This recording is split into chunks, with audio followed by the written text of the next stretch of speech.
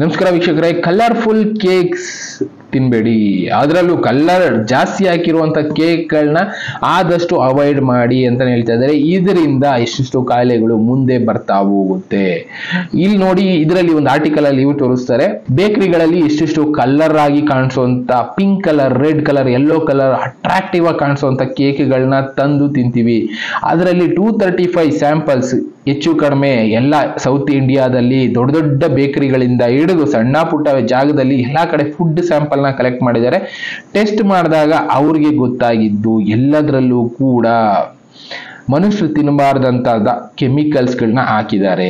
ಅದರಲ್ಲಿ ಆ ಕೆಮಿಕಲ್ಸ್ ಗಳು ಎಷ್ಟಿಷ್ಟು ರಿಯಾಕ್ಟ್ ಮಾಡುತ್ತೆ, ಅದನ್ನ ನಾವು ತಿನ್ಲೇಬಾರದು. ತಿಂದ್ರೆ ಕಾಯಿಲೆಗಳು ಬರುತ್ತೆ. ಆ ಕೆಮಿಕಲ್ಸ್ ಗಳನ್ನ ಬಳಸ್ತಾ ಇದ್ದಾರೆ.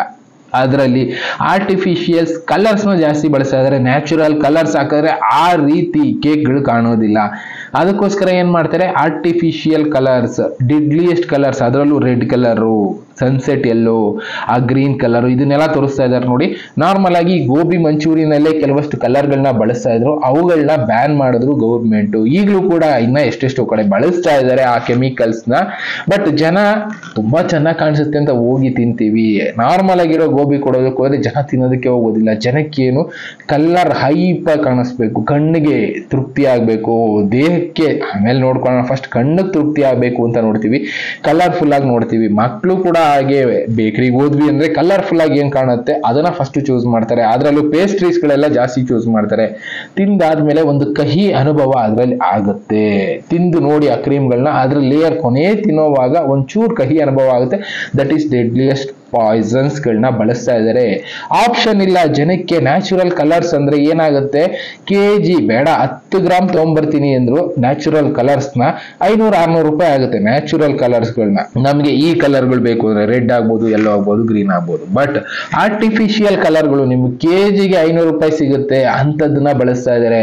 ಅವರು 10 ಗ್ರಾಮ್ 20 ಗ್ರಾಮ್ಗೆಲ್ಲ 500 ರೂಪಾಯಿ ಕೊಟ್ಟು ಕೇಕ್ ಮಾಡಿ ಮಾರಿದ್ರೆ ಯಾರು ತಗೊಳ್ತಾರೆ? ಕೆಜಿ ಕೇಕ್ 500 ರೂಪಾಯಿ ಇರೋದಾಗ 1500 ರೂಪಾಯಿ ಮಾರ್ಬೇಕಾಗುತ್ತೆ. ಅವರು 1500 ರೂಪಾಯಿ ಕೆಜಿ ಕೇಕ್ ಯಾರು ತಗೊಂಡ್ ತಿಂತಾರೆ? ಆಗ ಜನಕ್ಕೆ ಆಪ್ಷನ್ ಇಲ್ಲ, ತಗೊಳ್ಳೋದಕ್ಕೆ ಹೋಗೋದಿಲ್ಲ. ಆಗ ಬೇಕರಿ ಅವ್ರು ಏನ್ ಮಾಡ್ತಾರೆ, ಕಡಿಮೆ ರೇಟ್ ಕೊಡೋಣ, ಜನಕ್ಕೇನು ಕಣ್ಣು ತಂಪಾದ್ರೆ ಸಾಕು, ಚೆನ್ನಾಗಿ ಕಾಣಿಸಿದ್ರೆ ಸಾಕು, ಏನ್ ಕೊಟ್ಟರು ತಿಂತಾರೆ ಕಡಿಮೆ ರೇಟ್ಗೆ ಅಂತ ಫಿಕ್ಸ್ ಆಗಿದೆ ಮೈಂಡ್ ಅಲ್ಲಿ. ಅದನ್ನ ಕೊಡೋ ಪ್ರಯತ್ನನೇ ಅವ್ರು ಮಾಡೋದು. ಅದೇ ಕೇಕ್ ನ ಅವ್ರು ಒಳ್ಳೆ ಕ್ವಾಲಿಟಿ ಮೆಟೀರಿಯಲ್ ಹಾಕ್ತೀನಿ 1000 ರೂಪಾಯಿ ಮಾರ್ತೀನಿ ಅಂದ್ರೆ ಯಾರು ತಗೊಳ್ಳಲ್ಲ. ಅದೇ ಕೇಕ್ ನ 200 ರೂಪಾಯಿ 250 ರೂಪಾಯಿ ಕೊಡ್ತೀನಿ ಅಂದ್ರೆ ಓಕೆ, ನನಗೂ ಇರ್ಲಿ ನಾಳೆಗೂ ಇರ್ಲಿ ಅಂತ ಇನ್ನೊಂದು ಕೆಜಿ ಹಿಡ್ಕೊಂಡು ಹೋಗ್ತೀವಿ. ಅದು ನಮ್ಮ ಮನಸ್ಥಿತಿ, ಅದು ಬದಲಾಗೋದಿಲ್ಲ ಬಿಡಿ. ಆದ್ರೆ ಕೇಕ್ ಮಕ್ಕಳಿಗೆ ಕೊಡೋದಕ್ಕೆ ಮುಂಚೆ ಅದರಲ್ಲಿ ಎಲ್ಲಾ ರೀತಿ ಕೆಮಿಕಲ್ಸ್ ಗಳು ಇದೆ. ಅದರಲ್ಲಿ ಮೋಸ್ಟ್ ಪಾಪ್ಯುಲರ್ ಅದನ್ನ ತೋರಿಸ್ತಾರೆ ನೋಡಿ, ಬ್ಲಾಕ್ ಫಾರೆಸ್ಟ್ ಮತ್ತೆ ರೆಡ್ ವೆಲ್ವೆಟ್.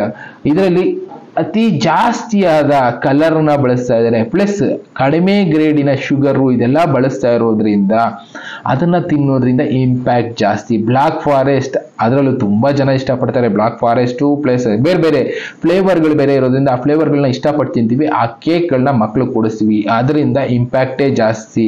ಗೊತ್ತಿರೋರ್ನ ಹೋಗಿ ಕೇಳಿ, ಗೊತ್ತಿರೋ ಬೇಕರಿಗಳಲ್ಲಿ ಕೇಳಿ ಯಾವ ಕಲರ್ ಯೂಸ್ ಮಾಡ್ತಾ ಇದೀಯಪ್ಪ ಅಂತ ಯಾರು ಕೂಡ ಹೇಳೋದಕ್ಕೆ ಇಷ್ಟಪಡೋದಿಲ್ಲ. ಯಾಕೆ ಅಂದ್ರೆ ಅವ್ರಿಗೂ ವರ್ಕೌಟ್ ಆಗ್ಬೇಕಲ್ಲ. ಕಡಿಮೆ ಗ್ರೇಡ್ ಇಂದ ಯಾವುದೋ ಒಂದು ತಂದು ಕೊಡ್ತಾರೆ. ಅಂತದ್ರಲ್ಲಿ ನಮಗ್ ಕೇಕ್ ಬೇಕು ಅನ್ನೋರು ಏನ್ ಮಾಡ್ತಾರೆ, ಕೆಲವೊಬ್ರು ಹೇಳಿ ಮಾಡಿಸ್ಕೊಂಡು ತಿಂತಾರೆ. ಇನ್ನ ಎಷ್ಟೋ ಜನ ಕಲರ್ಫುಲ್ ಆಗಿದ್ರೆ ಸಾಕು, ಆಪ್ಷನ್ ಇಲ್ಲ, ತಿಂದು ಬದುಕೋಣ ಅಂತ ಬದುಕ್ತಾ ಇರ್ತೀವಿ. ಆದ್ರೆ ನಮ್ಮ ವಯಸ್ಸನ್ನ ನಾವೇ ಕಡಿಮೆ ಮಾಡ್ಕೊಳ್ತಾ ಇರ್ತೀವಿ. ಇಂಥದ್ದನ್ನ ತಿಳ್ಕೊಂಡು ಮಕ್ಳು ಕೊಡ್ಬೇಕಾ ಬೇಡವಾ ಒಂದ್ಸಲ ಯೋಚನೆ ಮಾಡಿ. ಬೇರೆ ಬೇರೆ ಈ ತರದ್ದು ಇಷ್ಟಿಷ್ಟು ನಡೀತಾ ಇದೆ. ಇದನ್ನ ಜಾಸ್ತಿ ತಿನ್ನೋದ್ರಿಂದ ಏನಾಗುತ್ತೆ ಅಂತಾನು ಹೇಳ್ತಾ ಇದ್ದಾರೆ ನೋಡಿ. ಮೆಂಟಲ್ ಅಂಡ್ ಫಿಸಿಕಲ್ ಹೆಲ್ತ್ ಮೇಲೆ ಇಂಪ್ಯಾಕ್ಟ್ ಮಾಡುತ್ತೆ ಅಂತಾನೆ ಹೇಳ್ತಾರೆ. ಮೆಂಟಲ್ ಹೆಲ್ತ್ ಅಂದ್ರೆ ನಮ್ಮ ಮೈಂಡಿನ ಸ್ಯಾಚುರೇಷನ್ ಲೆವೆಲ್ ಅಂತ ಹೇಳ್ತಾರೆ, ಅದು ಜಾಸ್ತಿ ಆಗ್ಬೋದು. ಓವರ್ ಆಕ್ಟಿವ್ ಆಗಿ ಹೋಗ್ತವೆ ಮಕ್ಕಳು, ಓವರ್ ಇನ್ವಾಲ್ವ್ ಆಗ್ತವೆ. ಎಕ್ಸಾಂಪಲ್ ಕುರ್ಕುರೆ ಆಗ್ಬೋದು, ಇನ್ನ ಬೇರೆ ಬೇರೆ ಫುಡ್ಗಳಿದಾವೆ. ಅಂಥದ್ದನ್ನೆಲ್ಲ ತಿಂದಾಗ ಮಕ್ಳಿಗೆ ಏನಾಗುತ್ತೆ, ಓವರ್ ಆಗಿ ಆಕ್ಟಿವ್ ಆಗ್ತವೆ, ಅದ್ರ ಬಗ್ಗೆ ಜಾಸ್ತಿ ಇಂಪ್ರೆಸ್ ಆಗ್ತವೆ. ಆ ತರದ್ದು ಈ ಕೇಕ್ ಅಲ್ಲೂ ಕೆಮಿಕಲ್ಸ್ ಇರುತ್ತೆ. ಕೆಲವಷ್ಟು ಕೆಮಿಕಲ್ಸ್ ಈ ಗಾಂಜಾ ರೀತಿ ಇರುವಂತ ಕೆಮಿಕಲ್ಸ್ಗಳು ರಿಯಾಕ್ಟ್ ಮಾಡುತ್ತೆ. ಅದನ್ನ ತಿನ್ನೋದ್ರಿಂದ ಕೂಡ ನಮ್ಮ ಮೈಂಡ್ ಸೆಟ್ ಅನ್ನೋದು ಪೂರ್ತಿಯಾಗಿ ಓವರ್ ಆಕ್ಟಿವ್ ಆಗಿ ಬೇಗ ಡ್ಯಾಮೇಜ್ ಆಗುತ್ತೆ ಸೆಲ್ಸ್ ಗಳೆಲ್ಲ.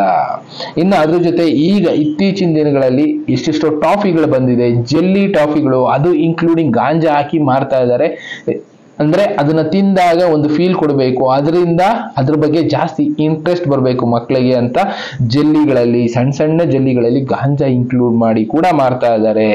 ಜನಕ್ಕೆ ಏನು ಅಂದ್ರೆ ಬಿಸ್ನೆಸ್ ಆಗ್ಬೇಕು, ದುಡ್ಡು ಮಾಡ್ಬೇಕು. ಇಲ್ಲಿ ಆರೋಗ್ಯ ಹಾಳು ಮಾಡ್ಕೊಳ್ಳೋರು ಯಾರು? ನಾವೇ. ಒಂದ್ಸಲ ಯೋಚನೆ ಮಾಡಿ, ಆದಷ್ಟು ನ್ಯಾಚುರಲ್ ಫುಡ್ ಕಡೆ ಸ್ವಲ್ಪ ಮನಸ್ಸು ಮಾಡಿ. ಇಲ್ಲ ಅಂದ್ರೆ ನಮ್ಮ ಆರೋಗ್ಯನ ನಾವೇ ಹಾಳು ಮಾಡ್ಕೊಳ್ತೀವಿ. ಇನ್ನ ಬೇರೆ ಬೇರೆ ವಿಷಯಗಳನ್ನ ನಾನು ನಿಮಗೆ ತಿಳಿಸೋ ಕೆಲಸ ಮಾಡ್ತಾ ಇರ್ತೀನಿ. Thank you. ಮತ್ತೆ ಸಿಗ್ತೀನಿ. ಗುಡ್ ಬಾಯ್.